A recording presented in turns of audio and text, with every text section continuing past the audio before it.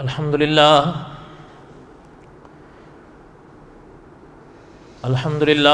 نحمدہ ونستعینہ ونستغفرہ ونؤمن بہ ونتوکل علیہ ونعوذ باللہ من شرور انفسنا ومن سیئات اعمالنا من يهده الله فلا مضل له ومن يضلله فلا هادي له ونشهد أن لا إله إلا الله وحده لا شريك له ونشهد أن سيدنا وسندنا ومولانا محمدا عبده ورسوله اما بعد اعوذ باللہ من الشیطان الرجیم بسم اللہ الرحمن الرحیم نحن نقص علیک احسن القصص بما اوحینا الیک ھذا القرآن وَإِن كُنْتَ مِن قَبْلِهِ لَمِنَ الْغَافِلِينَ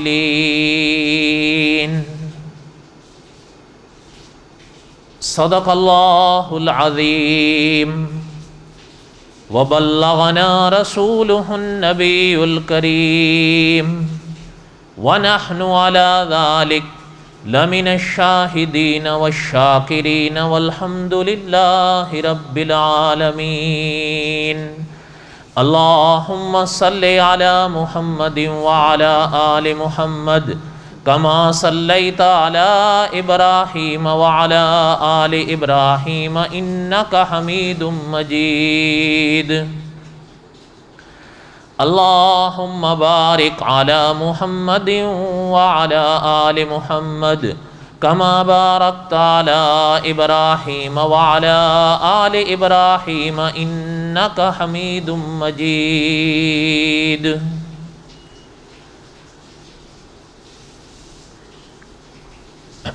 ہمہ قسم کی حمد و ثنا اللہ ذات لم یزل لا یزال کی پاک ذات کے لیے صدق دل سے لا تعداد مرتبہ درود و سلام امام الانبیاء حضرت محمد رسول اللہ صلی اللہ علیہ وسلم کی پاک ذات کے لیے قصص الانبیاء علیہ السلام کے اسباق ہم پڑھ رہے تھے اور حضرت موسیٰ علیہ السلام کے واقعات کو میں دہرا رہا تھا۔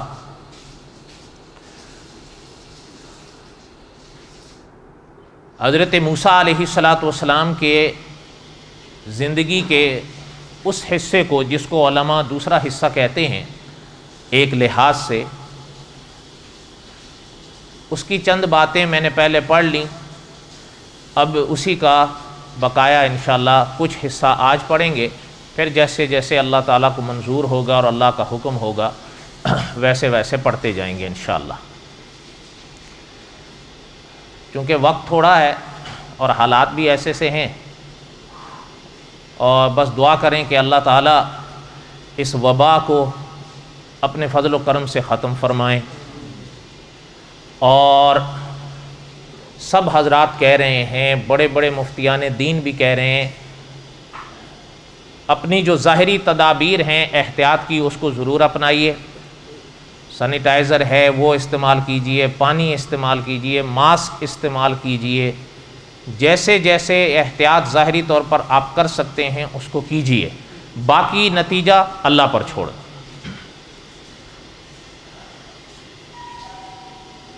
قصص الانبیاء علیہ السلام کے سبق کے اس حصے تک میں پہنچا تھا کہ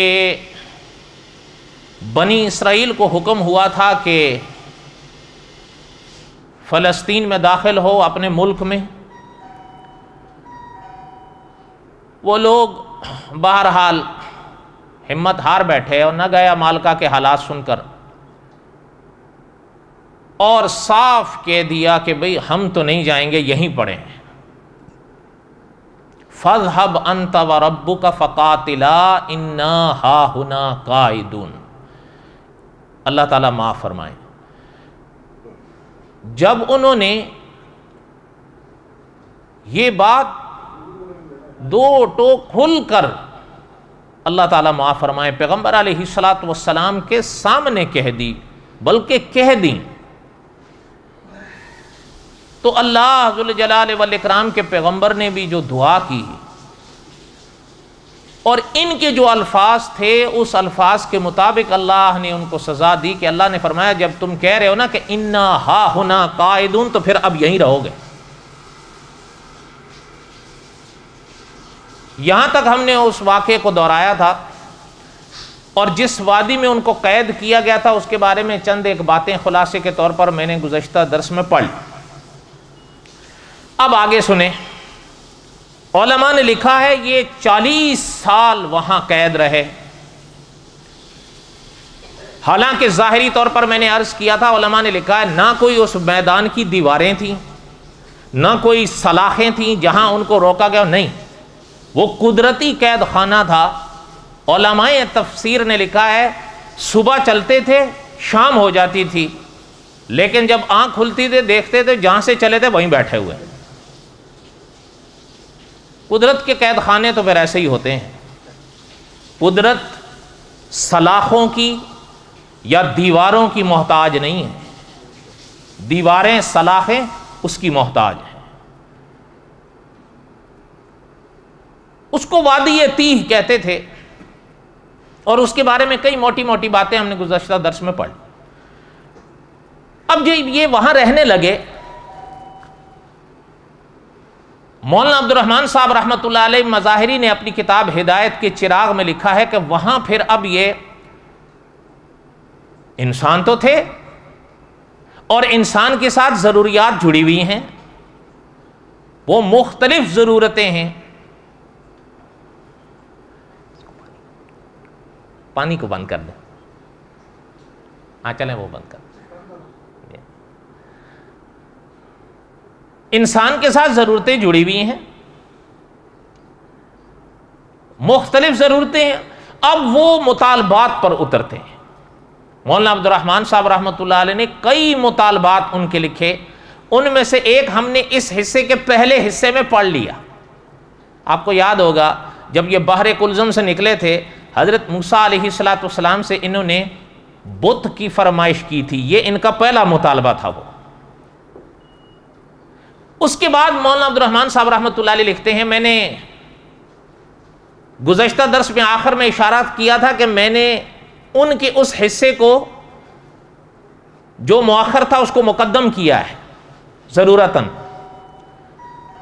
اس لیے کہ دوسرے علماء نے یہ بھی لکھا ہے کہ ان کو جو اس وادی تی میں قید کیا گیا تھا اسی وجہ سے قید کیا تھا کہ انہوں نے جہاد کا انکار کیا تھا، یعنی کرنے سے مکرے تھے کہ بھئی ہم سے تو نہیں ہوتا۔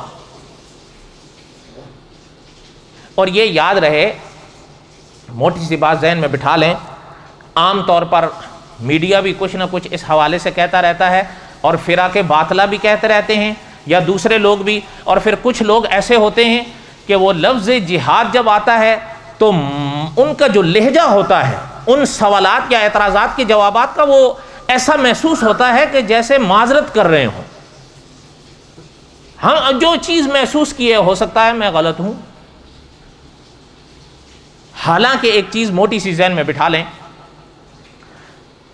اللہ تعالیٰ کے احکامات ہیں، پہلے بھی تھے اب بھی ہیں اور یہ قیامت تک رہیں گے۔ پہلے حضرت سے مراد میری حضرت محمد الرسول اللہ صلی اللہ علیہ وسلم کے پاک زمانے سے پہلے کا زمانہ ہے، تب بھی احکامات تھے خدا کے۔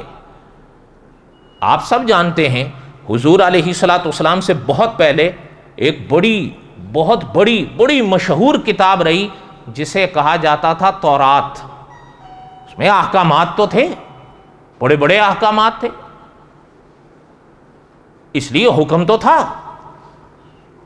اچھا، پھر دوسری چیز یہ چیز ذہن میں بٹھا لیں کہ اللہ تعالیٰ کے احکامات تب تھے تو اب نہیں ہے، اب بھی ہے نا۔ اچھا اب ذرا سنیں، جیسے حضور کی شریعت میں نماز ہے یا نہیں؟ حضور نے فرمایا نا کہ خمس صلوات، ایک دن میں کتنی نمازیں ہیں؟ 5۔ اچھا یہ لمبا موضوع ہے، میں سمیٹوں گا کیونکہ وقت نہیں ہے۔ ایک دن میں کتنی نمازیں ہیں؟ 5۔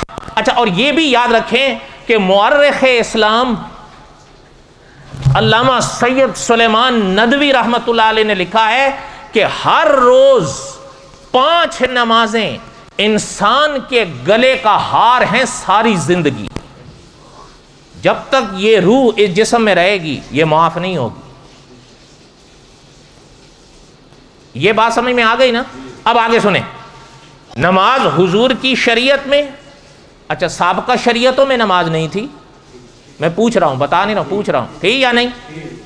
آپ دیکھ لیں انبیاء علیہ الصلوۃ والسلام۔ اچھا یہ تو مجھ سے بہتر آپ کو دعا یاد ہے، رب اجعلنی مقیم۔ اگر نماز نہیں تھی تو یہاں حضرت ابراہیم دعا کیوں کر رہے تھے؟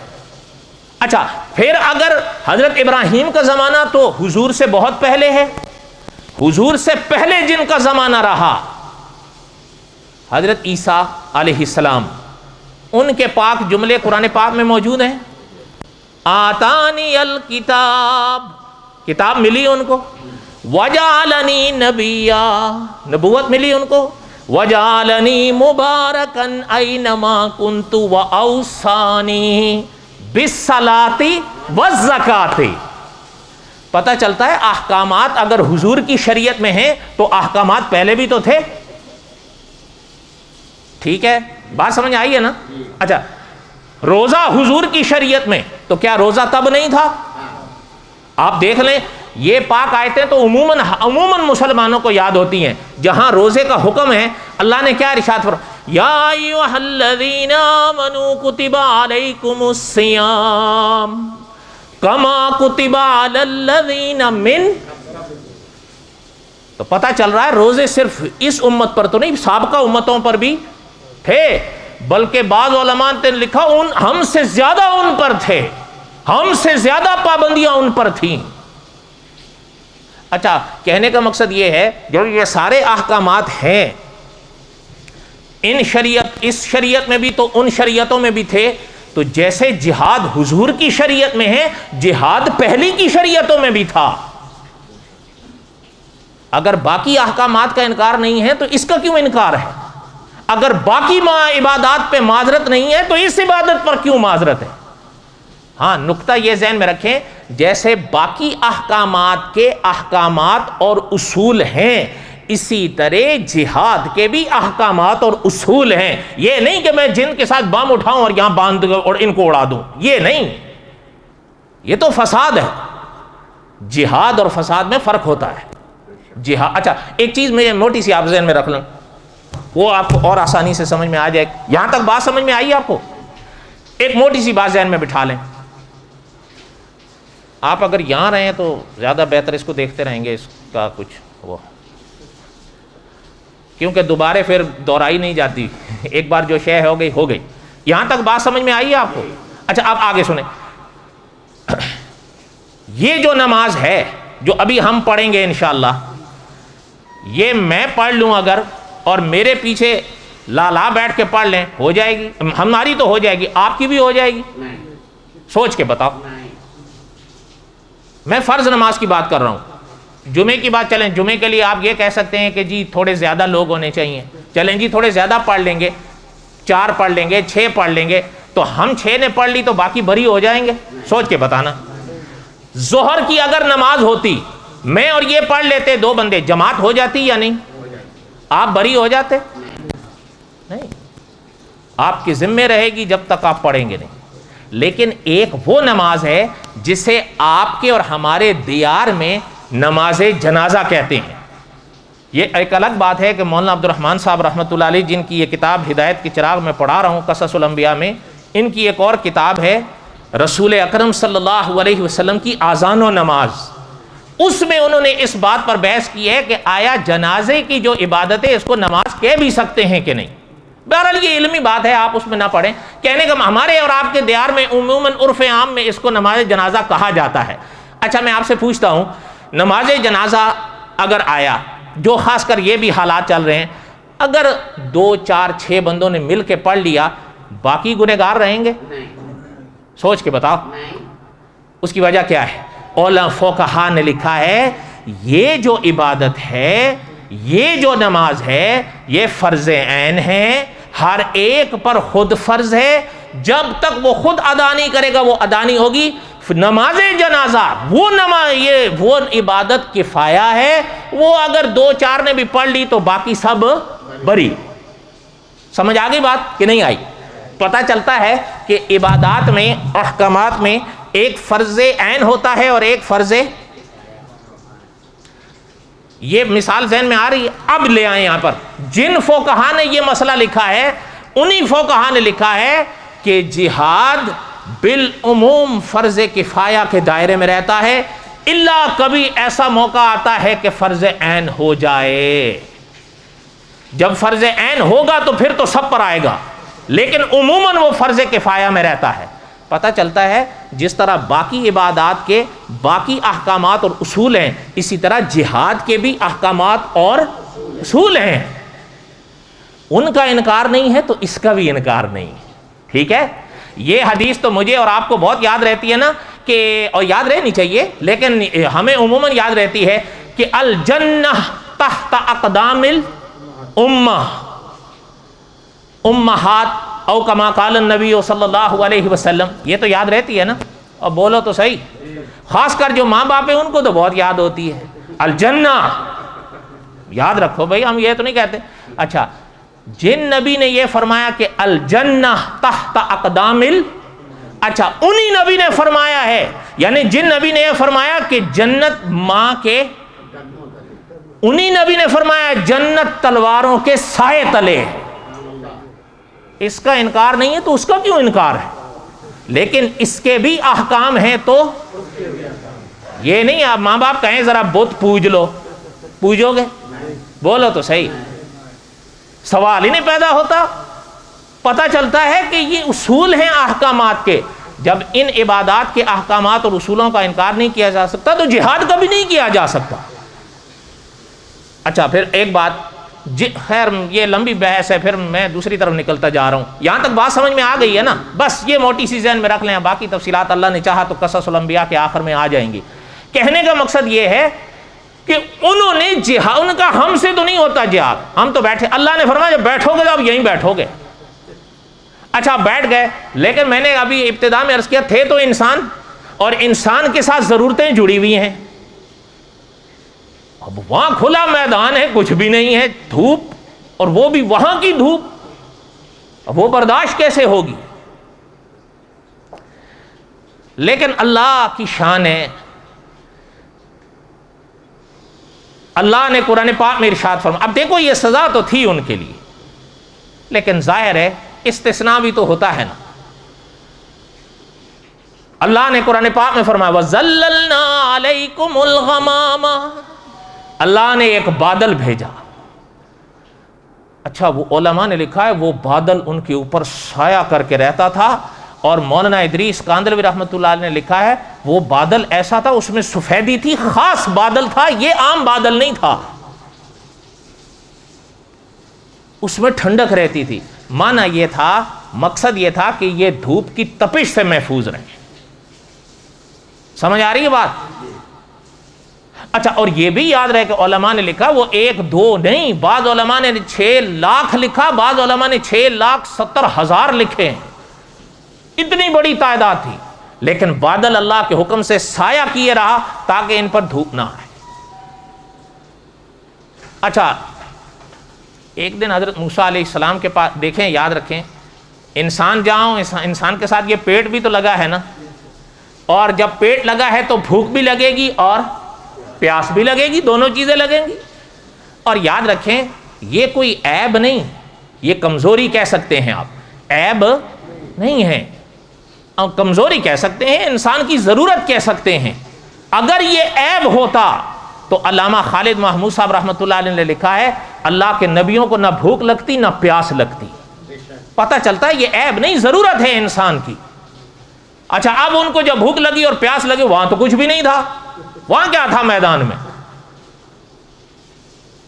اب وہ حضرت موسیٰ کے پاس آئے۔ بعض علماء نے لکھا ہے، آپ کو پتہ قرآن کی شان ہے، کئی دفعہ ہم یہ چیز پڑھے، قرآن پاک تو اختصار کرتا ہے، زیادہ تفصیلات قرآن نہیں بتاتا، البتہ علماء نے پرانی کتابوں کے حوالے سے لکھا ہے کہ حضرت موسیٰ علیہ السلام کے پاس آئے اور آ کر کہنے لگے کہ محترم آپ نے ہمیں یہاں مرنے کے لیے لائے ہیں؟ حضرت نے فرمایا کیا بات ہے، کہ بھوک لگی ہوئی ہے، پیاس لگی ہے، کچھ ہے ہی نہیں، یہاں تو پانی بھی نہیں ہے، کھانا تو دور کی بات ہے۔ اچھا ایک بات ہے آپ بہتر سمجھ سکتے ہیں، ویسے زندگی کے لیے تو یہ دونوں چیزیں ضروری ہیں، کھانا بھی اور پانی بھی، لیکن ان دونوں میں مقدم کون سا ہے؟ پانی۔ اس لیے کہ کھانا کچھ دن نہ بھی ملے تو انسان برداشت کر لیتا ہے، لیکن پانی، اس لیے ان دونوں میں مقدم ہے۔ اب وہ کہنے لگے ہمیں کچھ پانی تک نہیں ہے۔ علماء نے لکھا ہے حضرت موسیٰ علیہ السلام نے ہاتھ اٹھائے، فرمایا اللہ واقعی پانی نہیں ہے اور یہ ان کی ضرورت تو ہے، آپ کرم فرمائیں۔ اچھا علماء نے لکھا ہے حضرت موسیٰ علیہ السلام نے جو دعا کے لیے ہاتھ اٹھائے، ہمارے استاد ایک مسئلہ سمجھانے کے لیے ایک بات کیا کرتے تھے عملی، فرماتے تھے انبیاء کی شان یہ ہے کہ جب اللہ کے نبی انبیاء علیہم السلام، اللہ کے نبی، اللہ کے انبیاء اللہ کی درگاہ میں یوں کریں تو یوں ہونے سے پہلے اللہ قبول فرماتے ہیں۔ اللہ نے پھر قرآن پاک میں فرمایا جب حضرت موسیٰ نے دعا وَإِذِ اسْتَسْقَىٰ مُوسَىٰ لِقَوْمِهِ فَقُلْنَا اضْرِب بِّعَصَاكَ الْحَجَرَ فَانْفَجَرَتْ مِنْهُ اثْنَتَا عَشْرَةَ عَيْنًا قَدْ عَلِمَ كُلُّ أُنَاسٍ مَّشْرَبَهُمْ كُلُوا وَاشْرَبُوا۔ یہ تو جملے یاد ہی ہوں گے آپ کو، لیکن آگے بھی ہے نا، آگے وہ بعد میں پڑھتا ہوں۔ اللہ نے فرمایا میرے نبی علیہ السلام، اللہ کے کلیم کو اللہ نے حکم دیا ان کو پانی کی ضرورت ہے، پتھر پہ آپ اپنی لاٹھی ماریں۔ جس لاٹھی کے لیے اللہ نے حکم دیا تھا کہ دریا پر ماریں، وہ جب سمندر دریا پر پڑی تو منجمد ہو کے کھڑا ہو گیا۔ جس اللہ کے حکم سے وہ پانی کھڑا ہوا تھا، علماء نے لکھا ہے اسی اللہ نے حکم دیا فَقُلْنَا اضْرِب بِّعَصَاكَ الْحَجَرَ کہ اپنی اس لاٹھی کو پتھر پر ماریں۔ اچھا اب جب حضرت موسیٰ نے پتھر پر ماری فَقُلْنَا اضْرِب بِّعَصَاكَ الْحَجَرَ فَانْفَجَرَتْ مِنْهُ اثْنَتَا عَشْرَةَ عَيْنًا، اللہ نے فرمایا 12 پانی کے چشمے پھوٹ پڑے۔ یہ اللہ فرما رہے ہیں 12 کیوں پھوٹے؟ مفتی تقی عثمانی صاحب دامت برکاتہم نے لکھا ہے اس موقع پر، اور علماء نے بھی لکھا ہے کہ حضرت یعقوب کی یہ اولاد تھے نا جن کو بنی اسرائیل کہتے ہیں، یہ بنی اسرائیل سارے حضرت یعقوب کی اولاد تھے، اس لیے حضرت اسرائیل حضرت کا لقب تھا، تو یہ چونکہ ان کی اولاد تھی تو بنی اسرائیل کہلاتے تھے۔ علماء نے لکھا ہے یہ 12 قبیلے تھے، چونکہ محترم کے 12 بیٹے تھے تو ایک ایک بیٹے کی اولاد 12 قبیلہ بنی تھی۔ اچھا اب جب یہ 12 تھے تو اللہ نے ان کے لیے پانی کے چشمے بھی 12 جاری فرمائے تاکہ ان کو مشکل نہ ہو، سہولت رہے، ورنہ لڑتے ہی رہتے۔ اچھا پانی تو ہو گیا، قَدْ عَلِمَ كُلُّ أُنَاسٍ مَّشْرَبَهُمْ كُلُوا وَاشْرَبُوا، کھاؤ اور مِن رِزْقِ اللَّهِ وَلَا تَعْثَوْا فِي الْأَرْضِ مُفْسِدِينَ، کھاؤ پیو ہماری دیے ہوئے ان رزق کو، لیکن زمین میں فساد نہ مچاؤ۔ علماء نے لکھا ہے پتہ چلتا ہے اللہ تعالیٰ کے رزق کو انسان استعمال کرے اللہ کی عبادت کے لیے، اللہ کے حکموں پر عمل کے لیے، نہ کہ فساد کے لیے کہ شرارتیں کرتے پھریں۔ آپ اور ہم تو نہیں کرتے، سوچ کے بتاؤ، کھا پی کے کوئی شرارتیں تو نہیں کرتے، نماز پڑھتے ہیں، تہجد پڑھتے ہیں، تہجد نہ بھی پڑھیں تو فجر تو ضروری پڑھتے ہیں، تو پھر آپ اور ہم تو بنی اسرائیل میں سے نہیں ہیں، بولتے نہیں ہو۔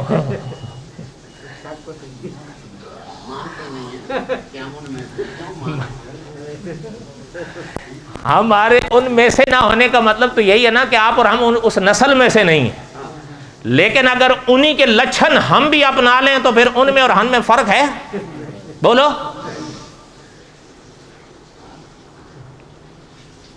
اچھا جب یہ ہو گیا، اب پانی کا انتظام تو ہو گیا. اچھا علماء نے لکھا ہے شان ہے اللہ کی، اور قرآن پاک کی تفسیر کے موقع پر قرآن پاک کی روشنی میں علماء نے لکھا ہے کہ جتنا جیسے پانی ضرورت ہوتا تھا اس پتھر سے اتنا ویسے نکلتا تھا. اگر کسی کو ضرورت زیادہ ہے زیادہ نکل، کسی کو ضرورت کم ہے کم نکل، کسی کو ضرورت ہے کہ تیز پانی نکلے تیز نکلتا تھا، جس کو ضرورت ہے کہ آہستہ نکلے آہستہ نکلتا تھا. علماء نے ایک اور مسئلہ بھی پھر اسی ضمن میں لکھا ہے کہ پتہ چلتا ہے پانی اتنا ہی استعمال کرنا چاہیے جتنی ضرورت ہے، کیونکہ یہ جو پانی ہے نا یہ مسئول شے ہے. کیا ہے؟ مسئول شے. اس چیز کو کہتے ہیں علماء کی زبان میں کہ جس شے کے بارے میں قیامت کے دن آپ سے سوال ہوگا. اس لیے علماء نے لکھا پانی جتنا ضرورت ہے اتنا استعمال کرو. یہ نہیں کہ اگر بالٹی ضرورت ہے تو آپ اور میں پوری ٹینکی میں ڈھیل دیں. ٹھیک ہے. اب اگلی بات سن. پانی کا انتظام تو ہو گیا، اب کھانے کا بھی مسئلہ تھا. وَأَنزَلْنَا عَلَيْكُمُ الْمَنَّ وَالسَّلْوَىٰ. اچھا اب اللہ نے ان کے کھانے کا انتظام کیا، من نازل ہوئے، من اترے، من. اچھا علماء نے لکھا من کیا ہے، بس ایک موٹی سی بات ذہن میں رکھ لیں. علماء نے لکھا ہے ایک چھوٹے چھوٹے دانے ہوتے تھے سفیدی لیے. بعض علماء نے مثال کے طور پر مثال دی ہے دھنیے جیسے ملتے جلتے، لیکن ظاہر بات ہے دھنیا اور چیزیں، من اور شے ہے. البتہ علماء نے لکھا ہے اس میں مٹھاس تھی، جو شے ان کے وجود کو چاہیے تھی اس میں قدرت نے وہ رکھ دی تھی. ایک بات. اچھا ایک دوسری چیز بھی سنیں. مولانا ادریس کاندلوی رحمۃ اللہ علیہ نے ایک اور بات بھی لکھی ہے کہ من میں جہاں ان کے جسم کا علاج تھا بھوک کا، وہاں قدرت نے ان کے دماغ اور دل کا بھی علاج رکھا تھا. یہ کیا معنی؟ علماء نے لکھا معنی یہ کہ ان کو یہ سب کچھ جو پیش آ رہا تھا وسوسوں کی وجہ سے پیش آ رہا تھا. من کے اندر یہ اثر تھا کہ من کھانے سے جہاں جسم کی بھوک مٹتی تھی دل و دماغ کے وسوسے بھی مٹتے تھے. یہ مولانا ادریس کاندلوی رحمۃ اللہ علیہ جیسی شخصیت نے لکھا ہے. اچھا دوسری چیز من تو ہو گیا یہ. اچھا آج بھی بعض کتابوں میں یہ لکھا ہوا ہے کہ فلسطین میں اس من کا رواج آج بھی ہے، وہاں من کا حلوہ بنتا ہے. لیکن صاحب قصص الانبیاء نے یہ بات لکھی ہے اپنی کتاب میں کہ یہ وہ من نہیں ہے، وہ اور شے تھی. بلکہ ان کی عبارت کا تو رجحان یہ محسوس ہوتا ہے کہ انہوں نے فرمایا وہ ایک خاص شے تھی، جب وہ ضرورت پوری ہو گئی تو پھر وہ ختم ہو گئی. بات سمجھ آئی؟ اچھا آگے سنیں. اچھا اس میں ایک ترنجبین کی بھی بحث چھڑتی ہے، لیکن ایک تو وقت بھی نہیں ہے میرے حال میں، آپ کو اس کی ضرورت بھی نہیں ہے، رہنے دیں. آگے سنیں. من تو یہ ہو گیا. اس کے بعد دوسرا لفظ کیا ہے؟ سلوا. سلوا کیا ہے؟ علماء نے لکھا ہے، بعض نے تو لکھا ہے یہ بٹیرے تھے، بعض علماء نے لکھا بٹیرے سے ملتے جلتے پرندے تھے. ضروری نہیں ہے کہ بٹیرے ہوں، لیکن دوسرے علماء نے لکھا ہے کہ بٹیرے تھے. واللہ عالم بحقیقت الحال. لفظ قرآن یہ کہتا ہے سلوا. البتہ ایک چیز ہے جو مولانا ادریس کاندلوی رحمۃ اللہ علیہ نے لکھی ہے کہ اگر وہ بٹیرے تھے نا، جیسے دوسرے کئی بڑے بڑے علماء نے بھی لکھا ہے، انہوں نے لکھا ہے بٹیر جو ہوتا ہے نا، بٹیر، یہ تو آپ بھی مانیں گے کہ جو جانور اللہ نے، یہ چیز اصولاً ذہن میں رکھیں، جو جانور اللہ نے حلال کیا ہے انسان کے لیے، اور دوسرا کوئی جانور اگر حرام کیا، دو ہی چیزیں ہوں گی، یا حلال یا انار. مکروہ تحریمہ وغیرہ کی بحث اگلی ہے، لیکن یہ چیز ذہن میں رکھ لیں، یا جانور حرام ہوگا یا حلال ہوگا.